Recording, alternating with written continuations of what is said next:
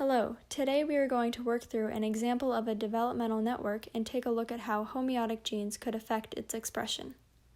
Developmental networks are the regulatory and signaling genes that interact to regulate important developmental processes such as cell differentiation. The network we will examine today causes spikes on certain skin cells of the thorny dragon. Gene S produces enzyme S, which promotes gene P.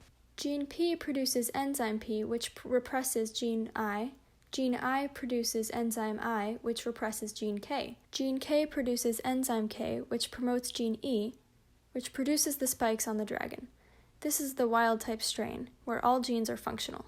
Looking at what happens when certain genes are defective helps us understand the network. In the P- strain, gene P is defective. With no P enzyme, gene I is not blocked, so the I enzyme is able to block gene K, thus preventing gene E from being expressed. This would inhibit a spiky skin cell. In the I- strain, gene I is defective. Gene I cannot block gene K, so gene K is able to promote gene E, allowing spikes to be produced. In the I-E- strain, both genes I and E are defective.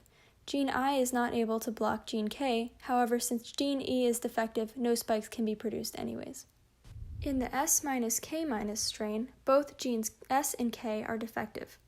Gene S does not promote gene P, so gene P is not able to block gene I. Gene K is also defective, so it is not able to promote gene E, resulting in no spikes. Since the wild-type developmental network results in the growth of spikes, but not all skin cells of the organism have spikes, there must be some other regulation at work. Homeotic genes could be the cause of this difference for skin cells.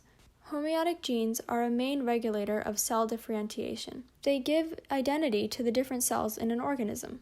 Every skin cell may have the same genome, however, the expression of the homeotic genes would determine whether or not the developmental network for spikes is expressed, thus determining whether or not it is a spiky skin cell. There may be an evolutionary benefit for a dragon to have spikes on some places of the skin but not others. Therefore, homeotic genes may promote the spiky skin developmental network in some areas of the skin, such as on the back to decrease harm from an attack. Then the homeotic genes may block the spiky skin developmental network in other areas of the skin cells where it is not necessary, such as the chin.